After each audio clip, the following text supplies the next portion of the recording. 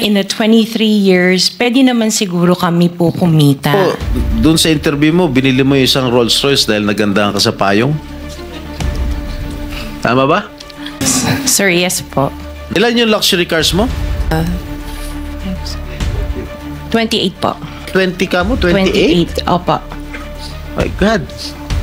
And you bought that from the taxpayers' money? No po. Hindi po. Huwag na tayo maglokohan dito. May ghost project? Wala po. Sigurado ka? Opo, Kaya definitely. ka dahil pag meron kami ma-discover na may ghost project, pakukulong kita rito. Minimum to. Sino ang point person nyo sa DPWH na nagbibigay sa inyo ng informasyon na ito para sa inyo, ito para sa kanya? Sino? Sir, wala po akong nakakausap po. Wala kang kilala sa DPWH? Wala po. Hindi kami maniniwala niyan, wala kayong kilala sa DPWH. Turo mo na. Wala po akong knowledge po. Talaga? Pwede mo bang, Mrs. Diskaya, ibalita nyo sa amin, ikwento nyo sa amin yung mga napanood namin sa inyo sa television na sinasabi ninyo. Kailan po kayo unang nagkaroon ay kumita ng bilyon sa construction industry? Anong taon po yun? Billion po. Opo. Kwento nung narinig po namin sa television, sinasabi nyo sa interview nyo dahil tinanong kayo kung anong naging gateway para gumanda ang buhay nyo. Sabi nyo kayo hindi naman nakakaangat ng araw. Tapos sabi ninyo ay noong DPWH na kami.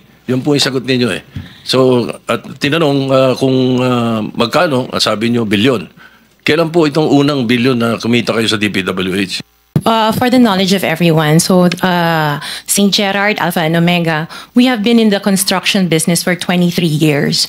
So I would presume that in the 23 years, pwede naman siguro kami po kumita. In the 23 years, pwede naman siguro kami po kumita.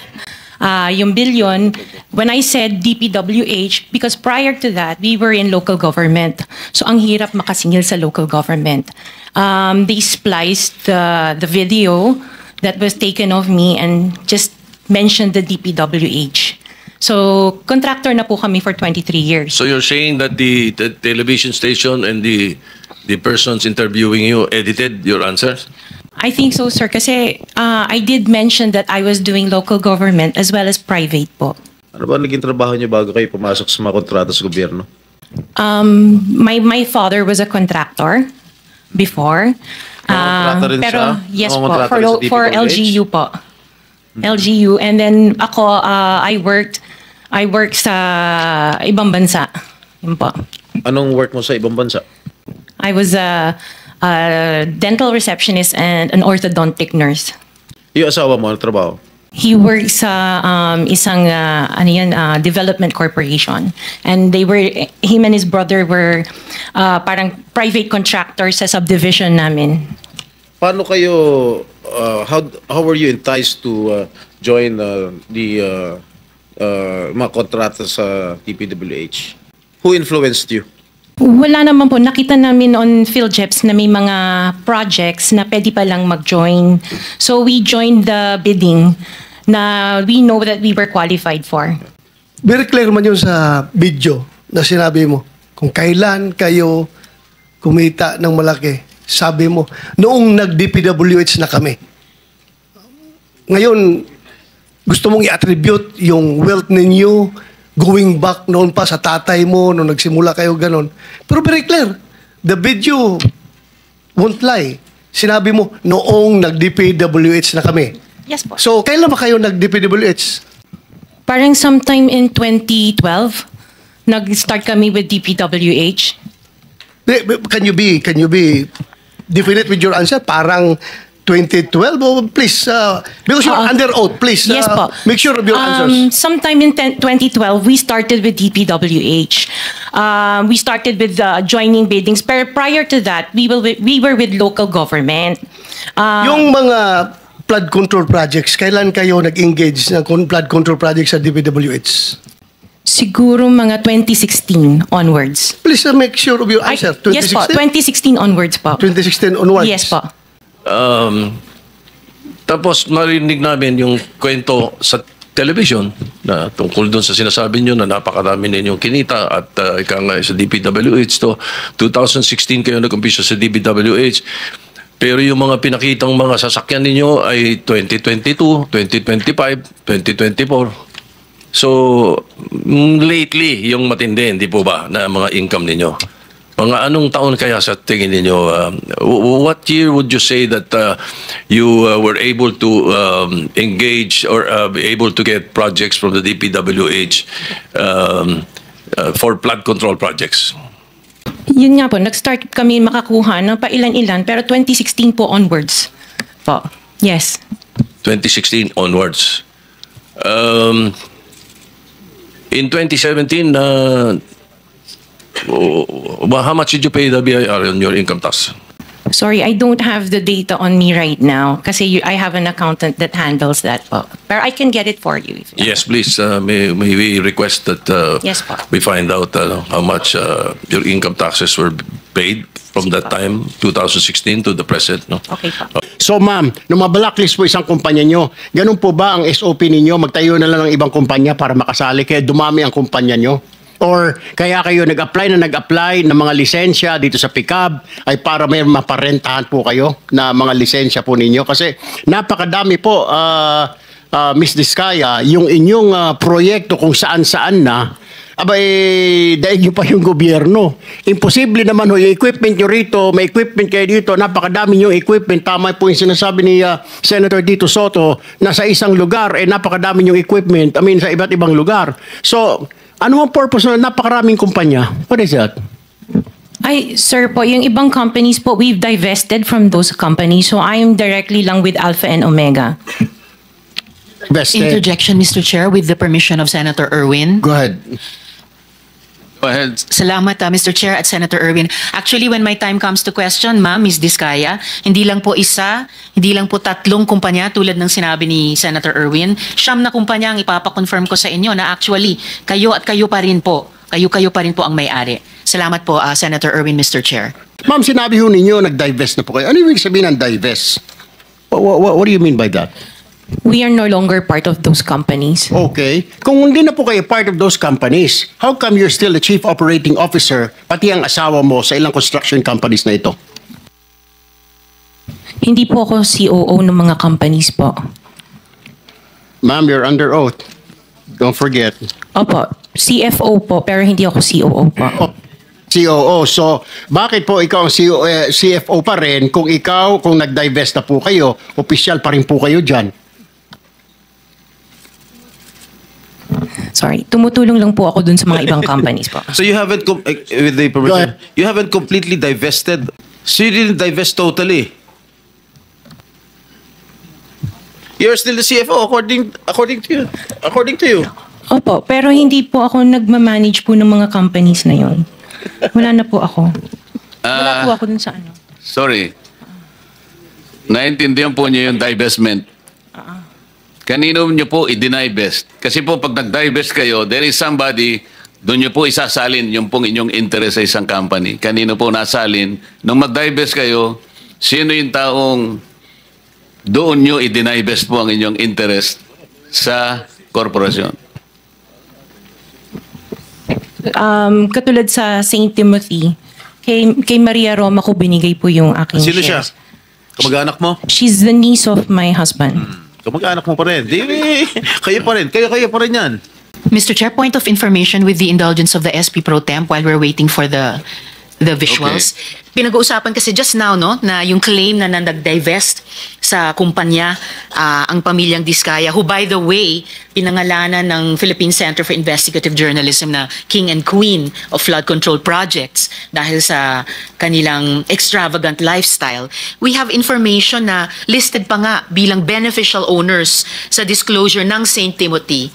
Yun na nga po, si Maria Roma Angeline Diskaya Rimando. So, they are still connected to those companies, Mr. Chair and SP Pro Temp. Yeah. Bukod pa po sa idadagdag ko pang information mamaya, kaugnay ng interpellation ni Minority Leader, na hindi totoong nag-divest, at kung nag-divest man allegedly, hindi pa nila ginagawa yung iba pang mga requirements doon vis-a-vis, for example, the Securities and Exchange Commission. Salamat, Mr. Chair, SP Thank you. Pro Tem. Noted, Senator Risa. It is common knowledge that you own 9 companies, namely St. Gerard, St. Timothy, Alpha and Omega, Elite General Contractor and Development Corporation, St. Matthew, Great Pacific Builders, YPR General Contractor, Amethyst Horizon Builders, and Waymaker OPC. Am I correct? Yes po. Hanggang ngayon, up to now, you own these 9 construction companies? Yes po. All right. Since you started securing contracts from the DPWH, since kailan kayo nag-umpisa? 2012? DPWH? Yes. Yes po, 2012. Pag-usapan muna natin yung 2022 hanggang 2025. Ilan na po yung naging projects nyo sa DPWH? Marami na po. Ilan nga? I don't have Mahigit the figure. 400? Mahigit 500? Within the span of 3 years. I don't have the figures po. Estimate lang po, ballpark. Give me a ballpark figure. Siguro po mga 400 ganun. I'm not Siguro? I'm really not sure. Okay. I don't have the figures with me. Sa loob, sa bawat taon, ilang bidding ang sinasalihan mo? Marami po kaming sinasalihan na bidding. All flood control projects? No po. Ano pa yung mga projects? Buildings, kalsada, Nationwide or only in Metro Manila? nationwide po. Nationwide. All right. Pero yung bulk ng mga projects na awards sa'yo ng DPWH, mostly sa Metro Manila. Am I correct? Hindi po, sa probinsya po. Sa iba-ibang lugar. No, the bulk of your contracts. Here in Metro Manila? No po, outside Metro Manila. Ang marami Where na. outside? Where outside of Metro Manila? We have in Romblon, Cebu, Bohol, Bacolod, Zamboanga. Hindi naman po kami namimili ng lugar. Migos Project? Wala po. Wala po. Wala po. Sigurado ka? Opo, Kaya definitely. ka dahil pag meron kami ma-discover na may ghost project, pakukulong kita rito. Minimum totoo. Wala po talaga. Meron ka mga pictures na lahat ng mga proyekto ginawa mo? Yes po, meron po kami. Lahat ng mga 400 projects, meron kang litrato? Yes po. O i-submit mo rito sa committee. Okay po. Sa mga bidding na sinasalihan mo ng mga kumpanya mo, itong siyam na kumpanya, ilang beses kayo nanalo? At ilang beses, kung natatalo rin kayo sa Actually, bidding, I ilang don't beses have kayo the natatalo? actual figures, pero sa panapanalunan, very minimal lang po talaga, mga 2%. Pero ang dami namin projects po na sinasalihan na bidding. So, sa loob ng isang taon, pag nagbibidding isang kumpanya mo, halimbawa itong ano ba yun, yung Alpha Phi Omega, ilang beses kayo nagbid sa isang taon at ilang beses kayo nanalo? Madami po kaming sinasalihan. I really don't have the figures right now, You know, but I if can... you come here, you have to come here prepared. Yes You do po. not come here unprepared. Alam mo, natatanungin ka eh. Ikaw sikat na contractor, papa-interview ka. Oh. You have to come here prepared. Your Honor, I am prepared for the flood control projects that you are mentioning. I have the statistics of how many I bidded and how many I lost and how many I won. Okay, you mentioned it to us right now. You are asking her to relate the 400. No, Parang mahirap naman yata. hindi. In 2022, I bidded for 491 projects. This is just for the flood control, Your Honor. How many projects? For 491. 491? 491. I joined the bidding. Po. Oh. This is in 2022. I only got 71 projects from the 491 na sinalinan ko po. 71 only. How many companies? Itong This is siyam? just for Alpha and Omega Oh, po. what about the other companies? What about the other 8 remaining companies that you own? I don't have the statistics Oh. for that because I was only called as Alpha Wait, and Omega. You admitted earlier when I asked you if you own these 9 companies and you answered in the affirmative. Right now I'm asking you kung ilan yung 71 71 flood control projects na napanalunan ninyo. Now you're only speaking in behalf of Alpha Phi Omega. Eh kanina sinabi mo ikaw may-ari ng Siam. Why can't you answer in behalf of the 8 remaining companies? Kasi po, yun lang yung na-prepare po namin for today's hearing. Oh, what about the representative of the other construction companies? Itong si Remando. Oh, how many? You're representing St. Timothy. Good morning po, Mr. Chairman. For St. Timothy Construction po, we have 145 projects. Flood control projects. Yes, Mr. Chair. Since 2022. up to the present as we speak. 122. 145. Excuse me? 145, Mr. Chair. Napanalunan ang na-award sa inyo 145 flood control projects. Yes, sir. Napanalunan niyo 'yan. Yes, Mr. Chair. So, all in all, doon sa 8 companies, ilan? Doon sa 9 companies, hindi nyo alam? Out of the 400, maybe, who can answer my question from the DPWH? Maybe they have the records there. Mr. Chair, with the Yes, indulgence for of the the SP record. Pro Temp, Yeah. Yes, Senator Risa. kaugnay nung pagtatanong ni SP Pro Temp sa ngayon, gusto kong makapag-flash ng screenshot po nung siyam na calling cards, nung siyam na kumpanyang iyon. Calling card po ni Mr. Curly Discaya, na asawa po ni Ms. Discaya. So, mag-asawa po, dapat alam po nila in greater detail itong mga kumpanyang ito. Ito po, Mr. Chair, SP Pro Temp. Siyam na calling cards nung siyam na kumpanya, lahat sa pangalan ni Pacifico o Curly Discaya. So dapat po mas alam po, both ni Ms. Sara Discaya at Ms. Roma Discaya Rimando, ang mga detalye na tinatanong ni SP Pro Temp. Salamat, Mr. Chair at SP Pro Thank you, Temp. Senator Risa. Okay, for the record, yung may-ari ng St. Gerard Construction, nandun yung pangalan ng asawa mo, Pacifico Discaya. Okay?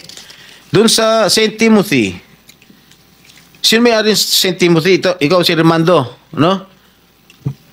Kamag-anak mo si Discaya, correct? Sabi mo, pamangkin mo. Tama?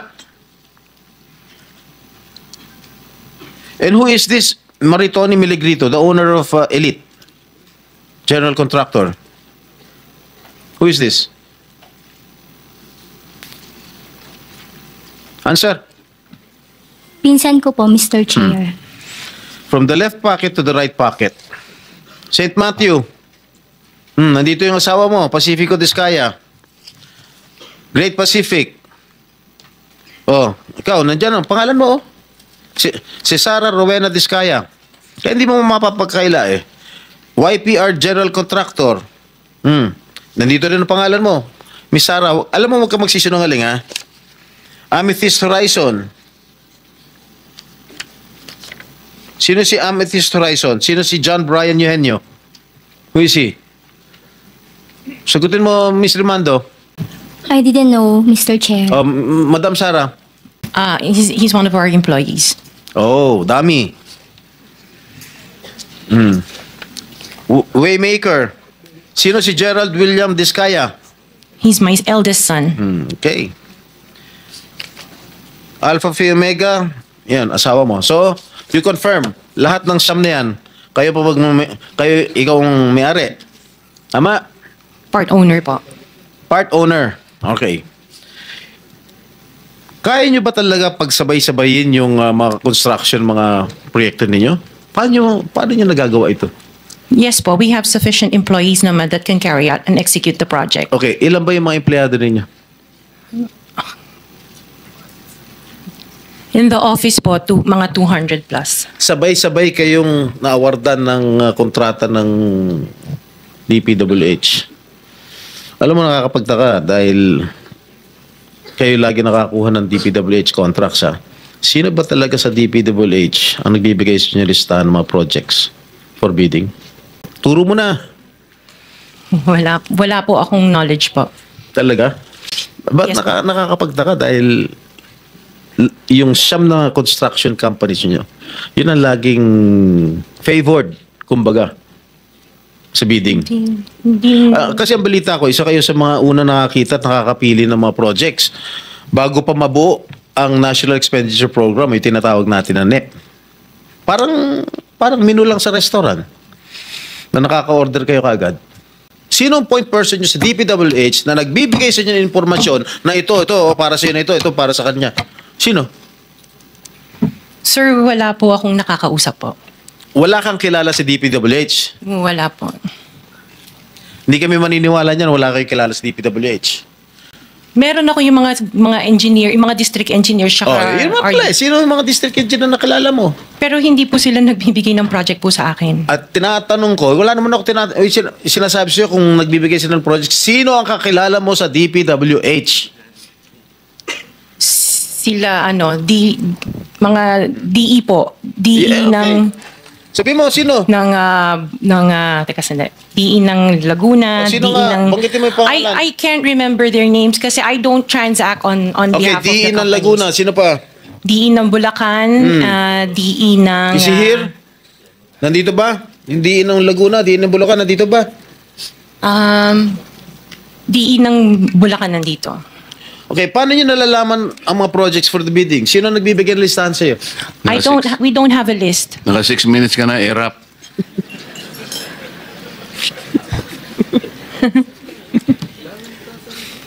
Okay, I don't have a list po.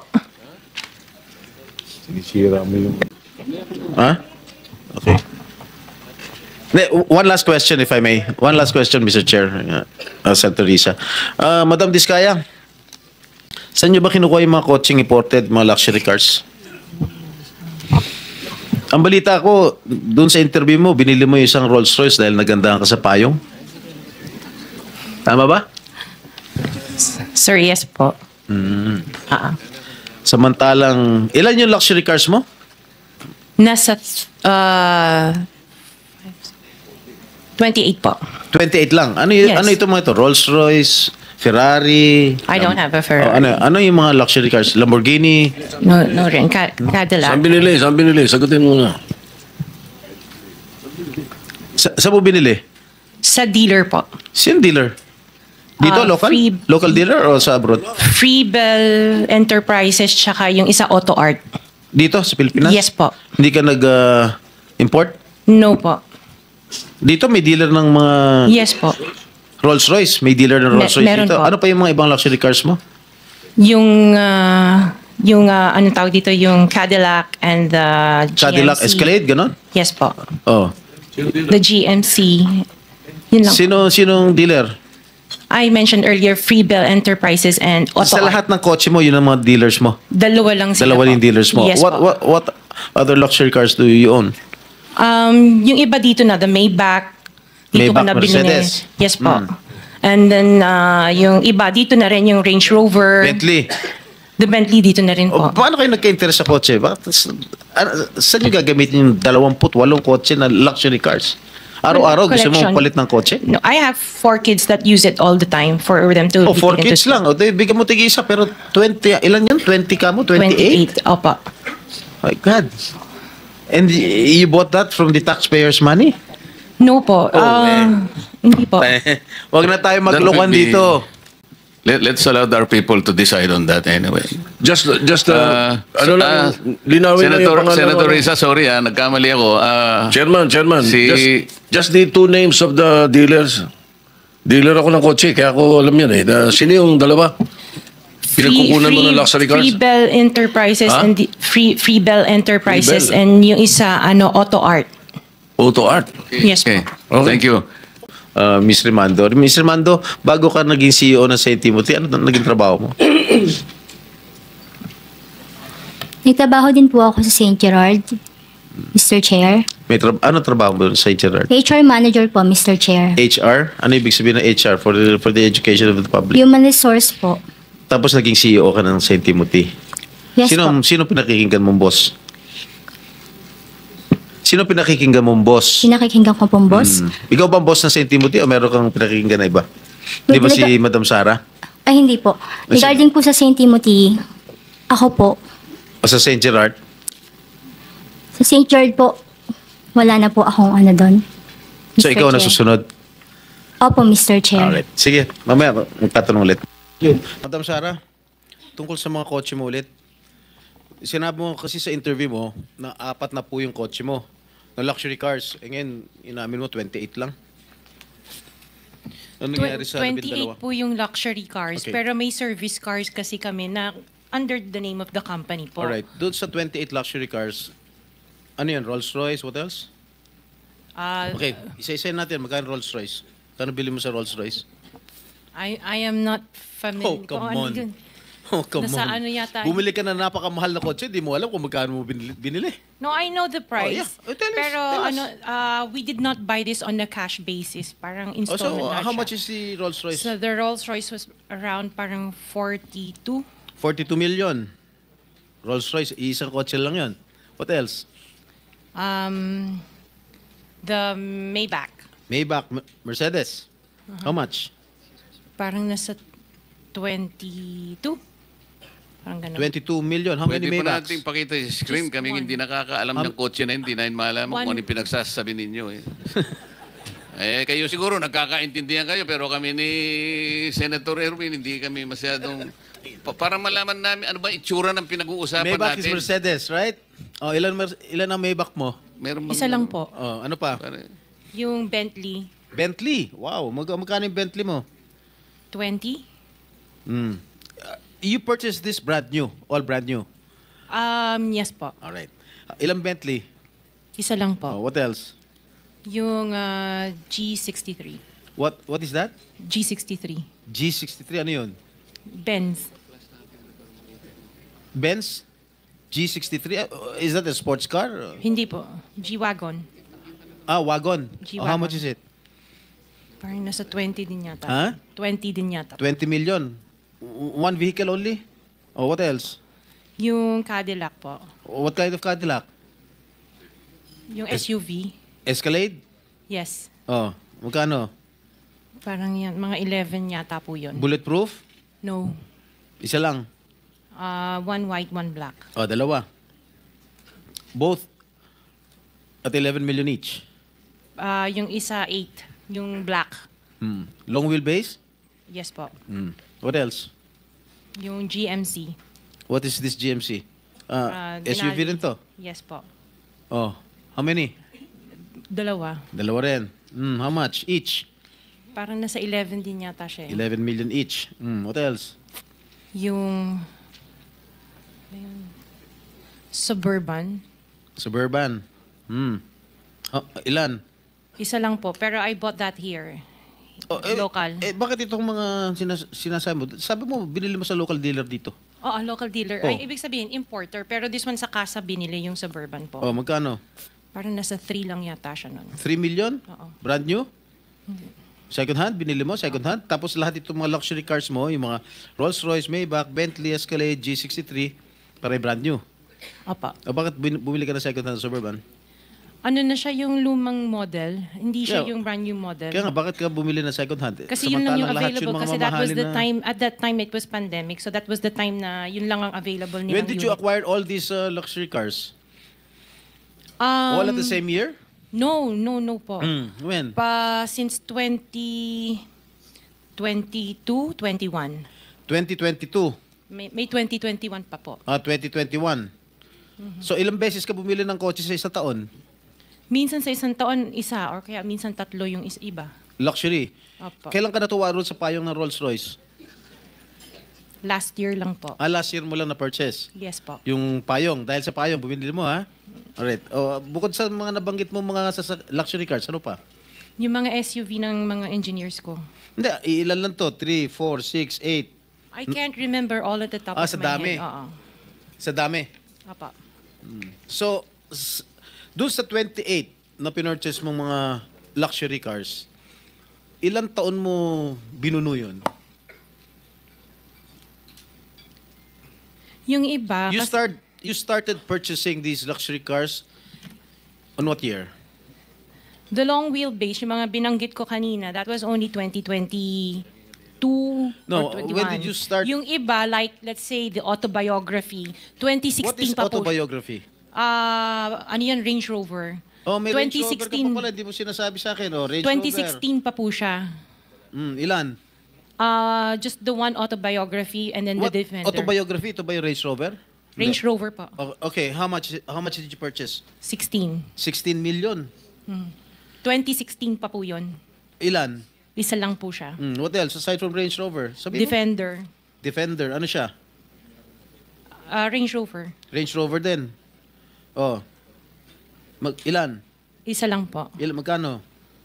Nasa parang 7 yata yun. 7 million? Aha. Ano pa? The Evoque. Ano? Evoque. What is Evoque? Range Rover. Range Rover pa rin. Oh, marami ka pala Range Rover. Oh. Evoque. Ito yung, maliit ba ito? Malaki? Maliit. Okay, magkano? Parang nasa 5 lang yata po siya. 5 billion. Oh, what else? Lang, ha? Sarap ng buhay mo, ah. Oh, sige, ano pa? Ay, hindi ko na maalala yung iba eh. Sa dami talaga, hindi mo maalala, no? Sino-sino gumagamit itong mga luxury cars ninyo? Kami po. Everyday, Iba-iba. siguro sa pag-aalis kayo ng umaga, Rolls Royce ang gamit mo. Pag uwi mo ng tanghali, kakain, pag lalabas kayo, may back naman ang gamit. Ganun ba yun? Sa dami nyo ng kotse.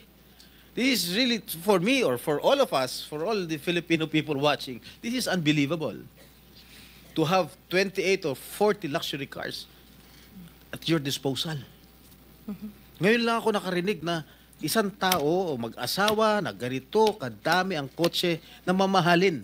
Hindi na bali yung mga Fortuner, okay lang. Pero kayo, Rolls Royce, Maybach, Mercedes-Benz, Bentley, Escalade, Range Rover, ilan? GMC, Suburban, G63, di ko na nga naintindihan yan eh. Tapos pera ng gobyerno. O sabi ni Senator Soto, tapos pera ng gobyerno. Ano ba? Nasaan ang konsyensya nyo, madam? Isang tanong. Hindi ako naniniwala na wala kayong contact sa DPWH. Hindi kami naniniwala. Pati siguro si Minority Leader, hindi naniniwala wala kayong contact. Pati si Chairman, hindi naniniwala wala kayong contact. Ngayon, huwag ka tumingin tumingin ka sa akin. Wala naman nagtatanong dyan. Sino ba tinitignan mo dyan? Magkano binibigay mong porsyento o advance sa mga tiga DPWH para mabigyan ka ng proyekto? Wala po ako binibigyan sa DPWH po. Baka may ipakita ako sulat sa'yo. Maming ka na. Wala po ako talagang... Kasi hindi po ako nakikipag-transact with the DPWH. At the end of the day, pag nagsinungaling ka, ipapakita ko yung sulat. Minimum mo. Di ba umabot hanggang 40%? Wala po ako, sa DPWH wala po akong Sige. kausap talaga. Sige, I will take your word for it. Pagka meron ako nilabas sa'yo mamaya, okay? Mag-isip-isip ka. Hindi ako nagbibiro. Meron bang pagkakataon yung siyam na pag-aari mo ng construction company, meron bang pagkakataon na sila naglalaban sa isang bidding, sa isang kontrata? Hindi po. Sigurado ka? Pag makakuha ako ng record sa Pagpapakaalam ko. DPWH na si St. Timothy, si St. Gerard, si Alpha Phi Omega, sino pa? Si Alpha and Omega and St. Gerard, hindi po sila nagsasali sa isang bidding. Pero Okay yung nga. ibang licenses, magkakasama sila minsan. And then, so minsan naglalaban-laban yun, Sham. Yes po. Oh, so that is not a legitimate bidding. Dahil yung Sham na yon na naglalaban-laban sa isang award sa isang kontrata, iisa lang ang may-ari. So kahit sino doon, kahit sinong manalo doon sa bidding na yon, ikaw ang panalo. Dahil sa'yo lahat yun eh. Correct? Tama? Hindi po, kasi iba yung may-ari ng mga companies. Oh, sus. Kasi sabi I'm mo just lang concerned with Alpha and Miss Omega. Diskaya, Opo. kanina, sinabi mo Alpha Phi Omega lang ang sa'yo. Opo. Nung tinanong kita ulit, in-enumerate ko lahat yung siyam na korporasyon, inamin mo sa'yo lahat yun. Oh, di ba? The records will bear me out. Opo. Oh, ngayon, ang tinatanong ko sa'yo, yung bang siyam na korporasyon na yon, Panglimang tanong na. naglalaban-laban ba sa bidding yan? Panglimang Yes tanong po. na yan eh. Sabi mo kanina, last question. Hindi ba sumagot? Ayaw sumagot.